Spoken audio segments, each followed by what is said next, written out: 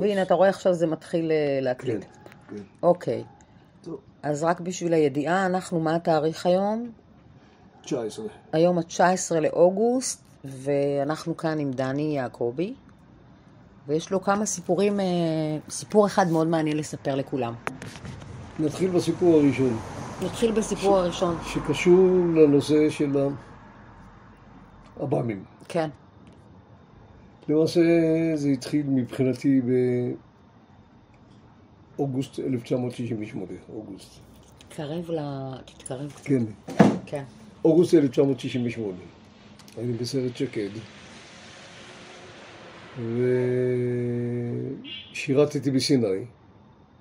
מפקד היחידה היה אז פואד, בנימין בן אליעזר, הוא היה מג"ד.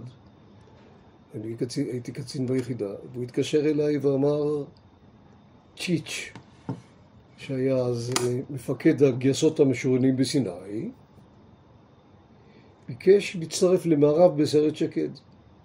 הוא רוצה לראות איך זה מתנהל.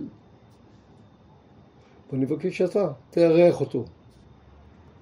מיד שאלתי את פואד, אני כלום, אני קצין צעיר לידו, אני כחגב. מפקד, אם קורה התקלות או משהו, הוא חייל שלי או שהוא מנהל את האירוע? אתה מקצוע בתחום הזה, הוא אורח, הוא חייל שלך, אם יש התקלות, הוא מסתער יחד עם כולם, הוא בדיוק, הוא חייל. איזה יופי. אמרתי, תפאדל. הגיע. יצאנו לשטח. איפה הייתם? מה זה שטח? בסיני. אל מול התעלה. אוקיי. אל מול התעלה. תעלת סואץ. תעלת סואץ. מול בצד השני? האגם המר הגדול. אוקיי. ומה יש בצד השני של תעלת סואץ? מצרים. יפה. והיו כל הזמן חדירות של מצרים, ועשו לנו בלגן, אז אנחנו היינו במערבים לתפוס אותם.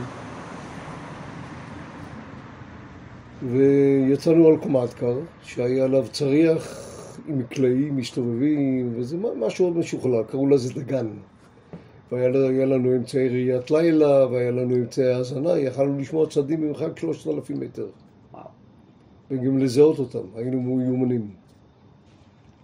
עכשיו על הצריח הזה יושבים כל פעם איש צוות אחד, כולל המפקד שאני, ומתחלפים כל 45 דקות, כל שעה, תלוי, כי נורא מעייף כל הזמן להסתכל באמצעי ראיית הלילה יותר משעה. זה הורג. ואז הוא מוטט לזה שהבא בתור, והוא מתחלף וככה כל הלילה. חתולים, יש פה סיפור, תקשיבו. אוקיי, הגיע תורי לעלות. עכשיו, כל הצוות שוכב בצד הקומטקר, משני הצדדים, פנים לכיוון השטח שאנחנו צופים עליו, ומי שרואה ופועל עם המקלעים הוא זה שיושב על הצריח הזה. צ'יץ' כמובן ששכב גם כן לידי. הגיע תורי לעלות, עליתי, ודקות ספורות לאחר שעליתי, פתאום אני שמעתי רחש שמימיים לא שמעתי. רחש. התחלתי להסתכל ולזדוק פה ושם, פתאום אני רואה באמצעי ראיית הלילה, דבר שגם לא חלמתי שיש דבר כזה במציאות.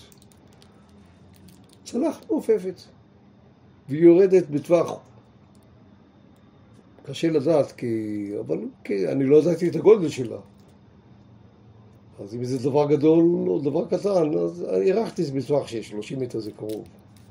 היא ממש נוחתת מולנו, ומתחילה לעשות כל מיני פעילות שם. אותו רגע נכנסתי לתופעה שלימים למדתי מהי, פריז. פריז? פריז, אוקיי. תסביר מה זה. זאת אומרת, כל איבריי קפאו, הייתי עם העיניים מול העינית של ראיית לילה, אצבע להדק, ולא יכלתי להזניע את הקטנה שבאצבעותיי. הקפיאו אותך בקיצור. הקפיאו אותי. יכול רק להסתכל אבל לא לעשות כלום. רק להסתכל, לא להגיב, לא ללחוץ על ההדק, לא לקרוא לאחרים, לא כלום. אני יושב ככה, וכולי נדהם. ותחשבי רגע, מה ידענו אז ההלכות מפופות בימים האלה. 68, אני הייתי בת שנה. מה ידענו על זה? מוולט דיסני, ממיקי מאוסים. נכון. לא היה לנו אינטרנטים, לא היה לנו שום מידע. אני רואה דבר כזה, מיקי מאוס. אני לא האמנתי. גם היו שם יצורים. לא יכולתי לראות בוודאות את הצורה שלהם, ראיתי תנועה שם. הם ירדו מהכלי. הם היו מוארים? הם היו, איך הם נראו? לא, הם זהרו? לי הם לא זהרו, אבל לי היה אמצעי שיכלתי לראות בלילה. אמצעי ראיית לילה. כי זה היה חשוך. אוקיי, הם היו קטנים, היו גדולים? לא יודע, כי מעולם לא ראיתי דבר כזה, ולא היה לי נקודת התייחסות. אם זה היה עומד ליד אוטו, אני יודע מה הגודל של מכונית, אני יכול לדעת מה הגודל של הייצור. אוקיי. וראיתי איזה גוף כיפתי עם שוליים קטנים, שמעשה, לא ראיתי קרעי נחיתה או משהו, הוא ריחב כל הזמן שם, במצב עמידה. אבל לא ידעתי מה גודלו, אז לא ידעתי מה גודל היצורים האלה. הם יכולים להיות ענקים 3 מטר, או 0.5 מטר, לא יודע. וככה אני מעריך שחלפו כ-40 דקות, ואני במצב הזה. ואז פתאום הם חזרו לכלי, נכנסו פנימה, בשנייה נעלם, ויכלתי לחזור. אותו שנייה אני שומע את צ'יץ', שהוא שוכב על הקרקע עם הנשק שלו, יחד עם ירם אחר כולם. ככה עושים הערבים בסרט שקד. מה זה כולם נרדמים פה? פה ושם, אתה מתייצב אצלי מחר בבוקר ב8 בבוקר. הוא ראה? אז זהו? הוא ראה מה שהוא ראה? רק רגע. אוקיי. רק רגע. טוב, סיימנו את המערב. יש פה זריק של חתולים, אז הולכים לגרש אותם. סיימנו את המערב, ולמחרת בבוקר התקפלנו, למחרת בבוקר אני מגיע לאוהל של צ'יץ'. עכשיו אני לא יודע אם אני בא למשפט, או שאני בא לשיחה. אז אני ככה נכנס בפנים, דופק על הזה. יעקבי, שב. אני יושב. הוא מסתכל אליי במבט החודר שלו. הפחיד אותי. ואז הוא אומר לי, גם אתה ראית את זה? לא, הוא אמר לי, אתה ראית את זה? אמרתי לו, גם אתה ראית את זה? הוא אומר, כן. עכשיו אני מבין. הוא אומר, קרה לך מה שקרה לי, כי הייתי קפוא. הוא אומר, אותו דבר, העיניים שלי לא נעצמו, ראיתי את זה כל הזמן. אז למה אתה צועק אליי ככה ליד החיילים שלי? סליחה. שוחחנו הרבה זמן, ואז אני שואל אותו, מה זה יכול להיות? זה של הרוסים? זה של האמריקאים? מה הדבר הזה? הוא אומר, תאמין לי, אם הייתי יודע, ואם היה לי את היכולות לומר לך, אבל אני לא יודע מה זה. אני יודע בדיוק כמוך, והיה דיון ארוך על הנושא הזה. אמרתי לו, המפקד, אתה מתכוון לדווח? הוא מסתכל אליי. אני לא מתכוון לדווח. אני אלוף בצה"ל, מפקד הכוחות הראשונים בסיני. מה יעשו לאלוף בצה"ל שיגיד שראה צלחת מעופפת ונוחתת לידו? אין, אני ממשיך לשרת כאלוף ולא ידבר על זה. אז הוא גם ממך ביקש בעצם צו שתיקה? סיכמנו שאנחנו נשארים חברים. שלא מדברים על זה. אנחנו לא מדברים על זה, נשארנו בידידות, למעשה עד יום אותו, 2014, הוא נפטר. ולפני כחצי שנה, 8 חודשים, אני עוד פעם נזכרתי בקטע הזה, והרמתי טלפון לבן שלו, שהוא עורך דין, בלי להזכיר שמות, כן? כן, כן. זה עניין אישי שלהם. והצגתי את עצמי וסיפרתי לו בקצרה את הסיפור, הוא אומר, ושאלתי אותו, אתה שמעת על זה? אמר, כן. אבא לפני בוטו סיפר לי. אוקיי. ומאז, לאן התגלגלת מאז בנושא הזה? מאז, טוב, הצוות דיבר על זה, והתחילו להתרוצץ שמות ביחידה, ופה ושם, ופוד אמר לי, שקט, לא מדברים. כנראה שהוא קיבל מיותר מגבוה. מיותר מגבוה. אוקיי. זהו, אבל מאז אתה מתעסק עם זה הרבה. רק רגע. חלפו שנים. בינתיים השתחררתי, ניסיתי בשנת 71. בשנות ה-80 הייתי במשימה, אני גם הוצאתי ראשון טייס, והייתי במשימה באפריקה.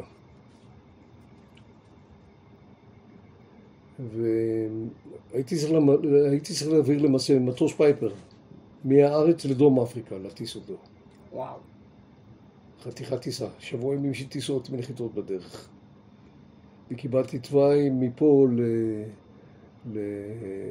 לאילת, באילת ישנתי, מאילת לכיוון אדיס אבבה, וככה כל הדרך דרך מרכז אפריקה. ביום השלישי של הטיסה, אני מעל בונצואנה, ואז עוד לא היה תחזית כל כך מדויקת כמו של היום, ופתאום אני... של מזג אוויר. של מזג אוויר, כן.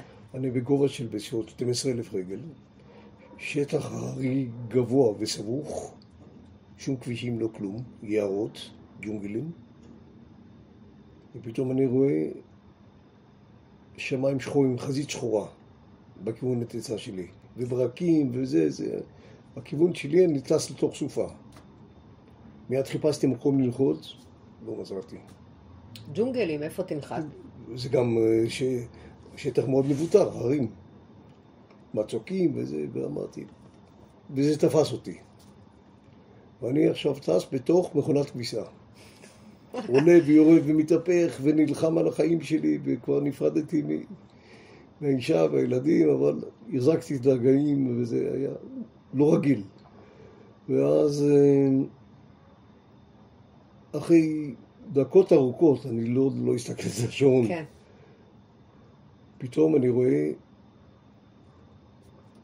צלחת מעופפת, והיא מתייצבת מול החלון שלי, בנתיב הטיסה שלי, טווח מוערך גם כן אולי 30-40 מטר לפניי, ועושה לי כך כאילו שמנפנפת בכנפיים, זה איתות מוסכם, follow me.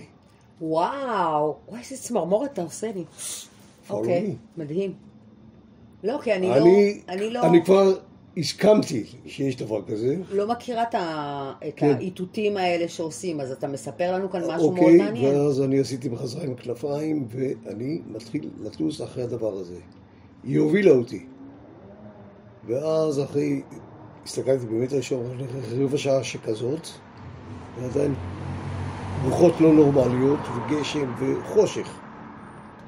פתאום נפתח צוהר בעננים, וקרניים של השמש כמו בסרטים. אצבעות של אור. וואו. לכיוון למטה, ואני מסתכל, רואה שק רוח כתום. זה מה שיש בנמלי תעופה. אוקיי.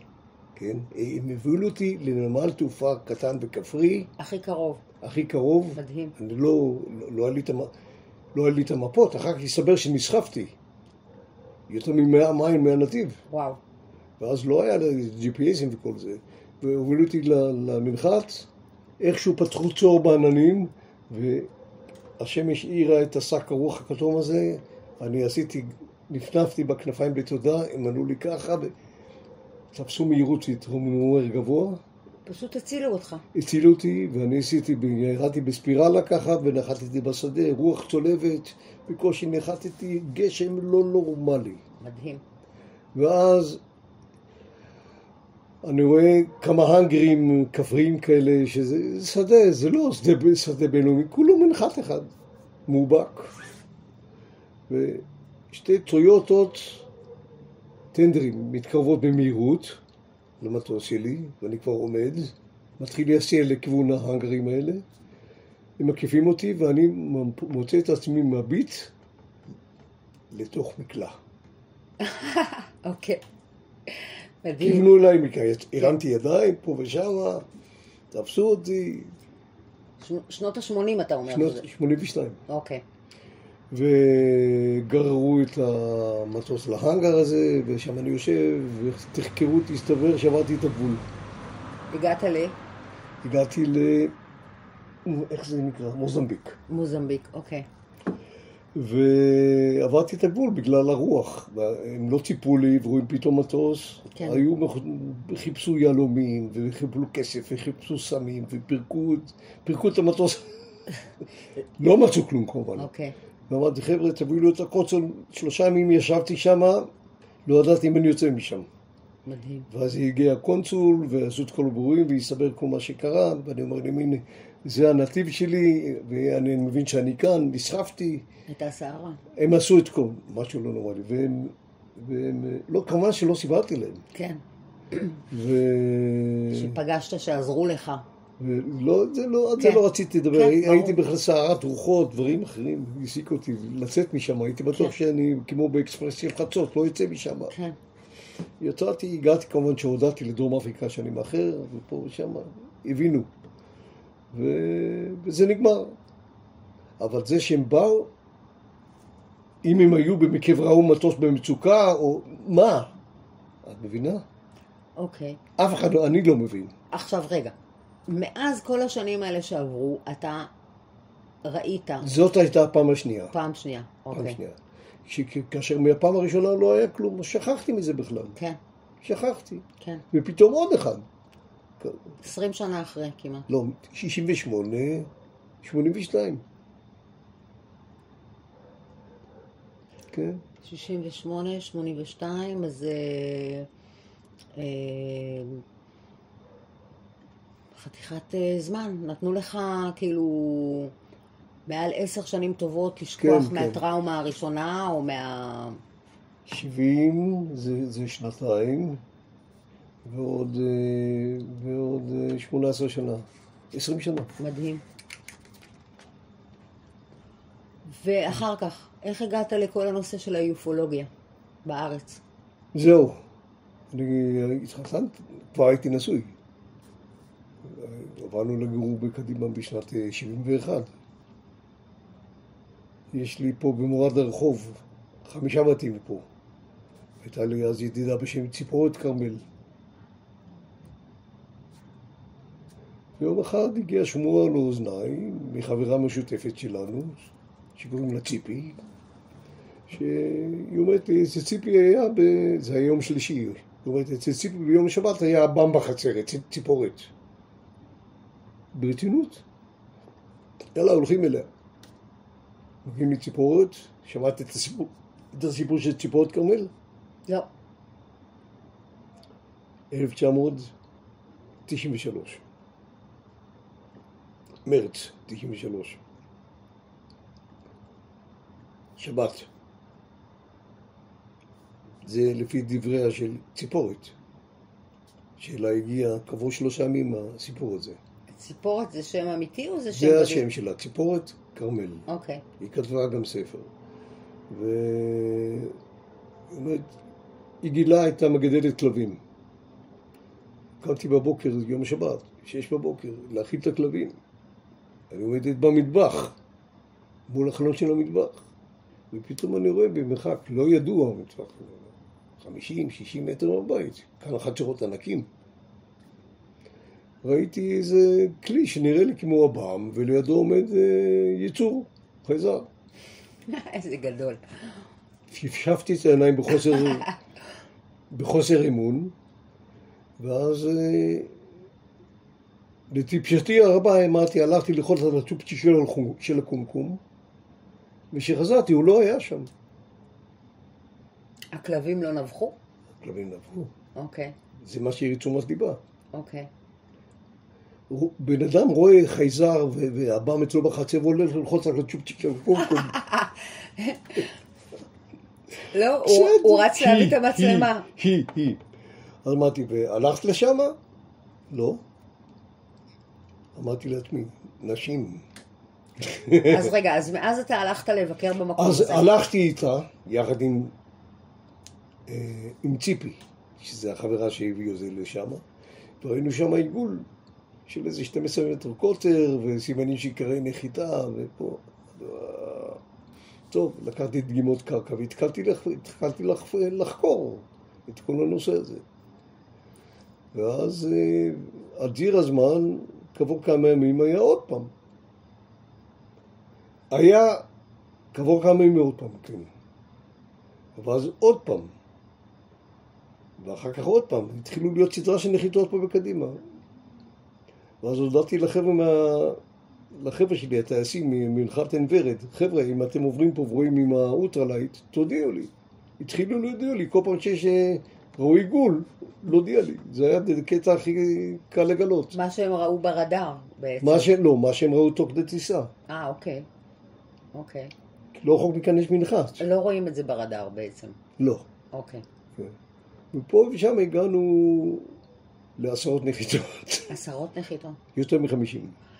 בקיצור, זה שנות ה-90. מה שאנחנו יודעים זה שבאזור הזה בעצם יש כאן מה שנקרא שער בין-ממדי, מגנטי אדיר, מאוד גדול, ומאז אתה צילמת מלא נחיתות. כן. כן, יש. זה עדיין מתנהל, צילמתי לפני, ב-12 למאי. אתה רוצה רק להגיד אולי, כי אנחנו לא נעשה את ההקלטה הזאת יותר מדי ארוכה. כן, אני רוצה להסביר. עם הזמן גיליתי, על ציר הזמן גיליתי, שכל פעם שקורה משהו, אני מרגיש. אתה מרגיש. קוראים לך. יש לי תחושה. כן. על ציר הזמן הבנתי, אני קורא לזה invitation. כן. מזמינים אותך. הזמנה, כן. פשוט כל פעם שיש באמת שער, כנראה שחור תולעת או משהו, שם הם עוברים בין ממדים. זה לא רחק, זה חצי קילומטר מפה, מהבית שלי. כן. וכל פעם שהוא נפתח, אתה מרגיש אני מרגיש שזה קורה. כן. איך הם אמרו לך שהם קוראים למקום הזה? כי אתה גם דיברת איתם טלפתית. לא, נפגשתי איתם. נפגשת איתם. פעמיים. אתה רוצה לספר על זה? את רוצה לשמוע? אתה לא מספר את זה רק בשבילי, אנחנו מקליטים את זה עכשיו. בגדול, היו תקופה של מ-93 עד 96. 3 שנים היו למעלה מ-50 נחיתות. 96. מדהים. נגמר. לקראת...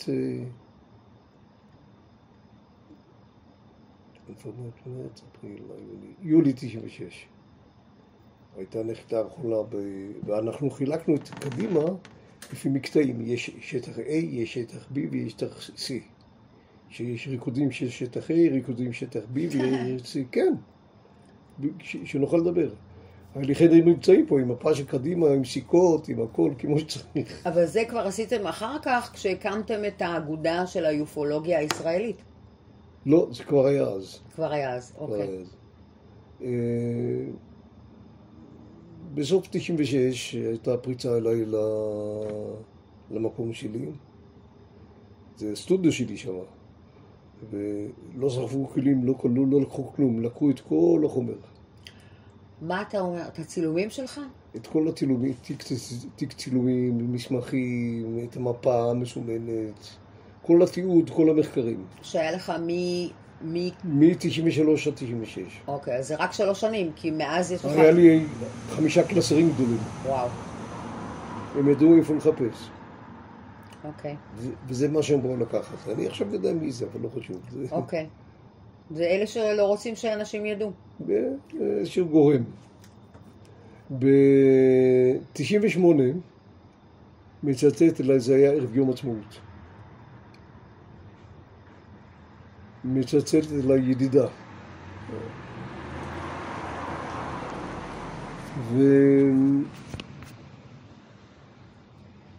והיא הייתה בצוות הראשוני של שנות ה-90, כן, וואו, של שנות ה-90,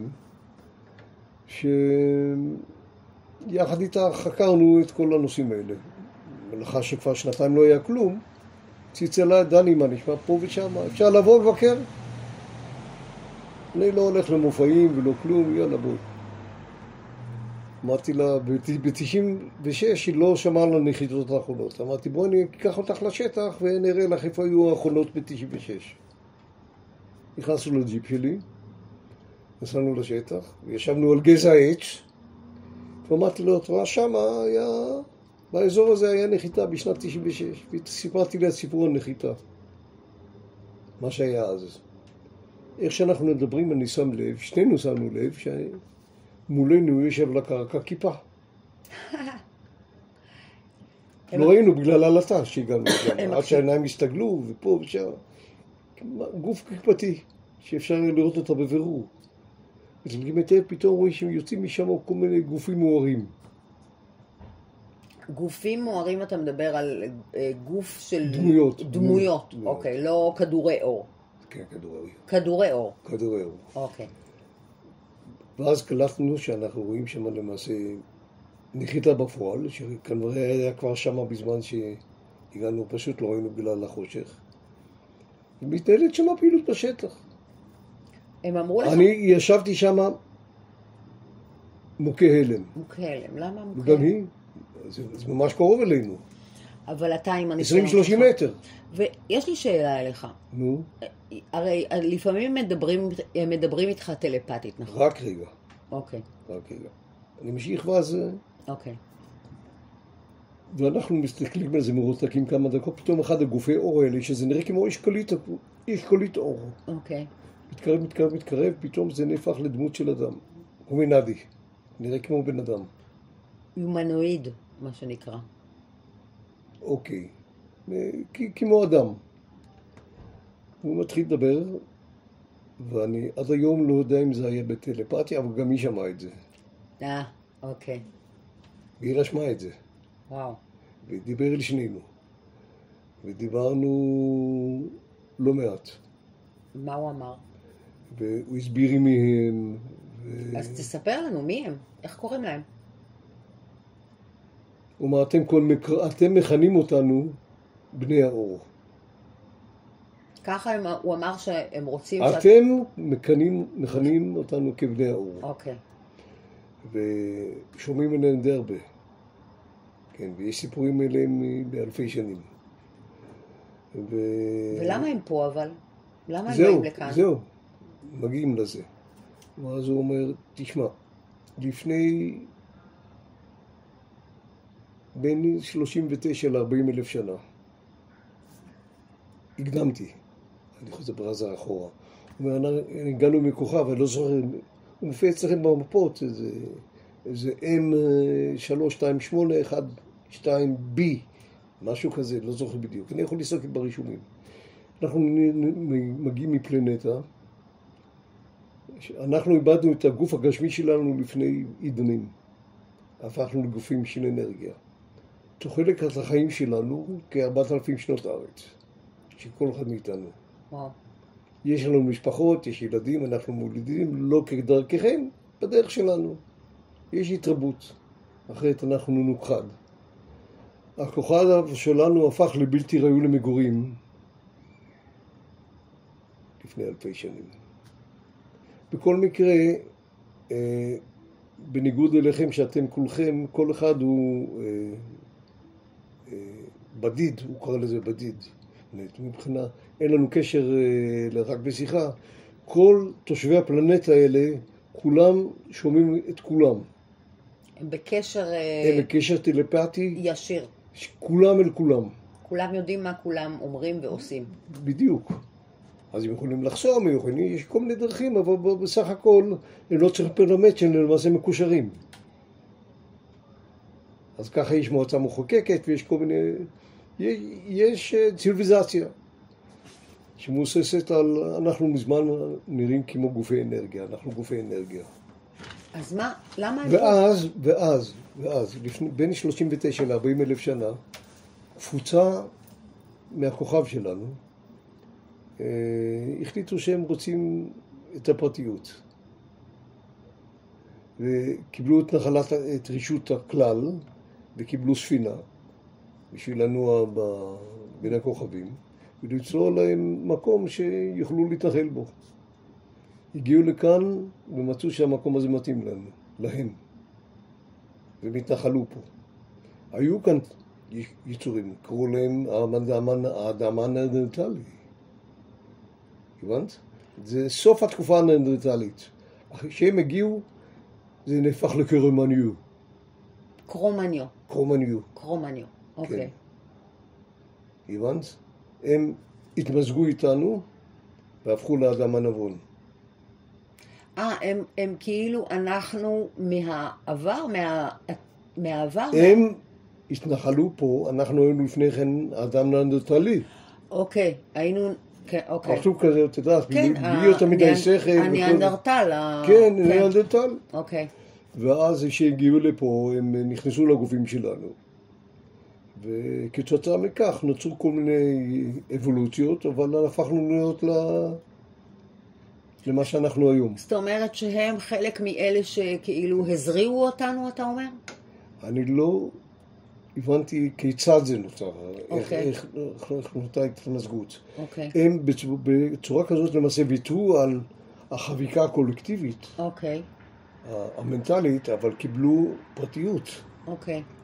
הם ויתרו גם על 4,000 שנות חיים. הם קיבלו שנות חיים כמו אדם רגיל. אבל עדיין הוא יכול להפוך להיות כדור של אור? לא, הם זה כדור של אור. אחר כך הבנתי שלכבודנו הוא הקרין את עצמו למוח שלנו, שאנחנו נראה אותו כאדם. אז הוא הקרין את עצמו למוח שלכם בשביל שאתם יפה, זאת אומרת בשביל להרגיע את שאנחנו נרגע. שלא תפחדו. בדיוק, אבל למעשה הוא ממש גוף של אנרגיה. גודלו כאשכולית. ככה הם נראים.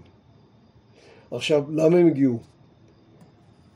בשנת 93 יצא משלחת סקר מהכוכב האם.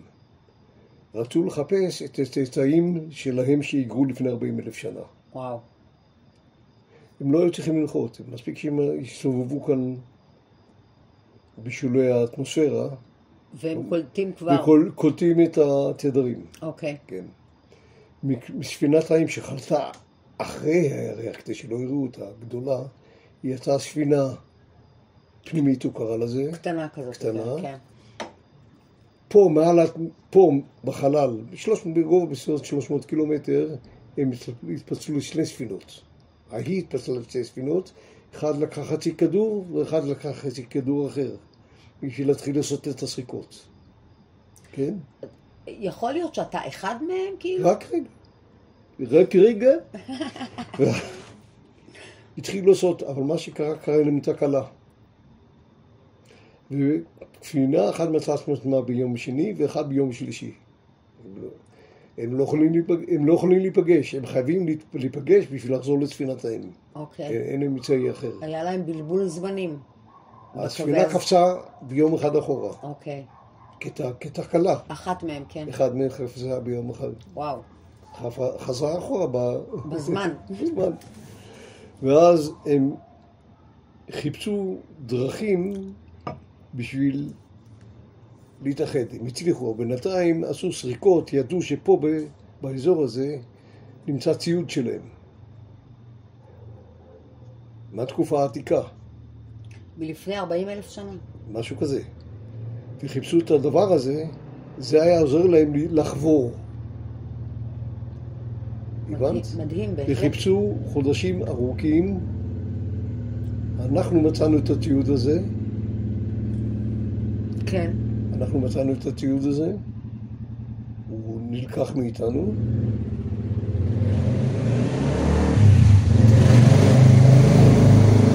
זה לא חייזר, זה אופנוע. כן, זה אופנוע, אנחנו ליד כביש פה. זהו, וכתוצאה מזה שהם לקחו את הציוד הזה, שגודלו כגודל עוגה, הצליחו לחבור ולחזור לכוכבים, לכוכב שלהם. כעבור, זה היה בשנת 93. ב-98 באו עוד פעם, וזה מה שפגשתי אותם. אוקיי. עם אותה גברת. אגב, היא איבדה את פיודתה בעקב עקב אותו אירוע. אותו אירוע. בסוף לקחו את הילדים ממנה. אוי בבוי. עד כדי כך. כן. השתגעה לגמרי. אחר כך כעבור כמה חודשים הרגשתי עוד פעם invitation, ועוד פעם, ואז פגשתי אותו הפעם לבד. ופה הייתה שיחה ממש עם המון אינפורמציה, אני לא אכנס לזה. כן. כתבתי את זה, וממש. הוא נתן לי משימה, ולא סירה, רבתי איתו. כן. רבתי איתו. אני רוצה להגיד לך שאנחנו לא ניכנס לכל הסיפורים, אבל בוא אולי תזמין מי שרוצה ליצור איתך קשר, או עם הקבוצה של היופולוגיה בארץ. יש לכם אתר באינטרנט, נכון? יש לנו, אני פרסמתי את זה בקבוצה של, את כל החומרים שיש לי, רובם. פרסמתי אצל, איך קוראים לה? לא יודעת? איך קוראים לאתר שלכם? לא, יש לנו במופון. איך? מופון, מופון ישראל. מופון ישראל? איך אתה כותב את זה? מופון, בעברית. מופון. בעברית מופון, אוקיי. כן. ככה קוראים לזה? מופון ישראל? כן. יש שם קצת חומרים. אוקיי. בקבוצה של צופי. אוקיי. בפלייאדים יש גם כן חומרים. זהו. אוקיי. אבל אם מישהו רוצה נגיד לבוא, להצטרף תראי, אני בשלב גמר הספר, אני צריך החלטה בשביל לסיים את הספר. להדפיס אותו. כן. אני קצת חושש. למה אתה חושש? לא יודע. אנחנו נסיים נסיים את זה, כי זה כבר שיחה למשהו אחר. בכל אופן, חברים, מי שרוצה, בבקשה. מוזמן לחפש את מופון ישראל או היופולוגיה בארץ, וככה אפשר ליצור קשר ולבוא להקשיב להרצאות או להשתתף אולי נעשה עוד פעם מפגש שם. במפגשים, כן. אפשר לעשות, שם. כן. אז זהו, אז אנחנו מאוד מודים לכם. תודה רבה. ושולחים את זה בבקשה.